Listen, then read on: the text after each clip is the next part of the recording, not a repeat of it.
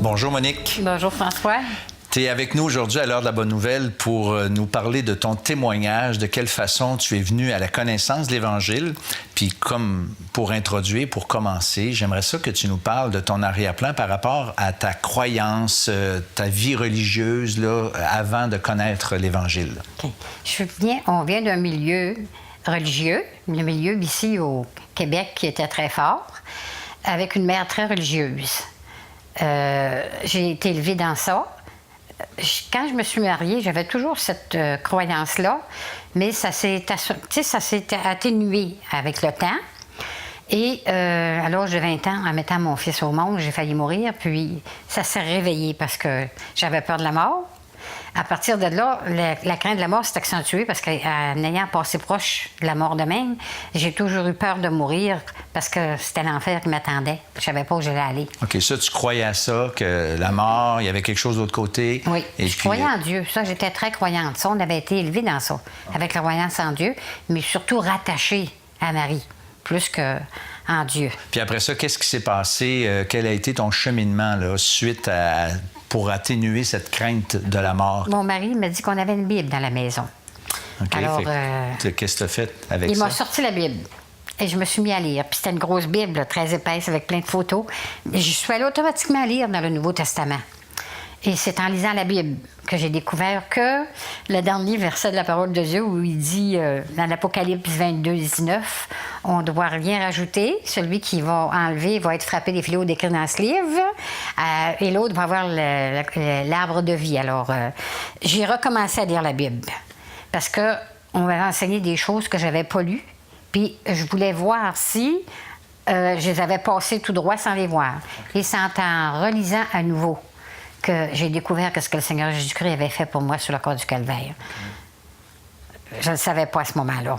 Mais en lisant à nouveau, car Dieu a tant aimé le monde qu'il a donné son Fils unique, afin que quiconque croit en lui ne périsse point, mais qu'il ait la vie éternelle, j'ai mis mon nom à la place. À la place de quoi? Quiconque. OK. J'ai mis Monique. OK. Et là, j'ai compris que Monique, en acceptant Jésus-Christ, la vie éternelle. Je ne l'aurais pas plus tard, je l'avais là.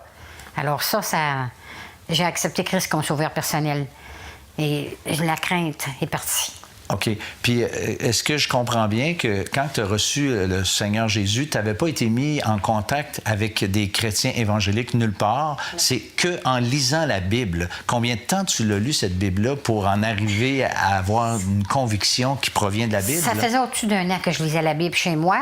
Mais la conviction est venue quand même...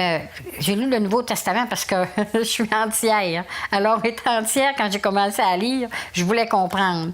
Puis, j'avais lu le Nouveau Testament au complet et je suis recommencée. Puis, c'est à la deuxième lecture que j'ai compris ce que le Seigneur avait fait, mais je voulais pas rester là. Je voulais vraiment aller plus loin, savoir ce que le Seigneur voulait que je fasse. Parce que je savais pas où aller, là. Je savais pas où aller avec les témoins de Jéhovah. Je voulais pas aller avec eux autres. Je savais qu'il fallait pas que je retourne là où j'étais avant. Parce qu'on enseignait des choses qui n'étaient pas dans la parole de Dieu, okay. Mais je savais pas où aller. OK, puis tu as cherché à entrer en contact avec des gens qui avaient comme la même foi que toi, non? Non, c'est le Seigneur qui m'a vraiment dirigée parce que je priais le Seigneur là, durant le jour, durant la nuit. Mon mari, lui, en revenait pas parce que ça trottait dans ma tête tout le temps. Je disais toujours à mon mari, il me demandait tout le temps, qu'est-ce qui te casse la tête? Bien, je ne sais pas où aller. Tu cherchais des gens qui avaient la même foi que toi, puis tu n'étais pas capable de trouver ces personnes-là. Non, j'étais incapable, là. Okay. Ça fait que mon mari m'a parlé d'une assemblée qu'il y avait à Kenogami. Un copain avec qui il travaillait à son travail allait là à l'assemblée de Kenogami. Okay. Alors, on est allé là un dimanche soir. OK. Est-ce que ça a été concluant? Oui, ça a été très concluant parce que celui qui parlait en avant, c'était exactement... Je me souviens même de son nom. C'est M. Botteré.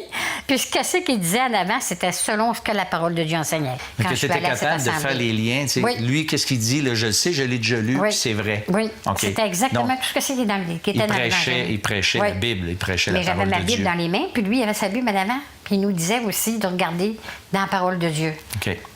Puis maintenant, qu'est-ce que ça a changé? Ta vie a été transformée ou qu'est-ce qui s'est passé? Ça m'a apporté la paix. La paix que j'avais pas, la crainte de la mort. tu n'as pas la paix quand tu as la crainte de la mort parce que tu ne sais pas où ce que tu vas aller. Alors, à partir du moment où j'ai accepté Christ comme sauveur personnel, là, la paix est venue dans mon cœur. Et là, je savais que la mort pouvait venir. Il n'y avait plus de mort pour moi.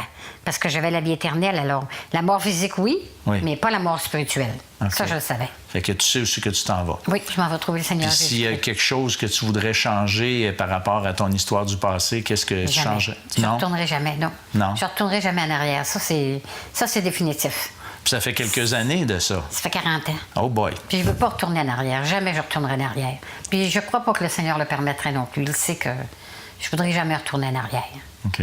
Bien, Monique, je te remercie beaucoup pour ce beau témoignage. Pour voir ce témoignage en entier, allez sur notre site Internet au www.hbn.ca.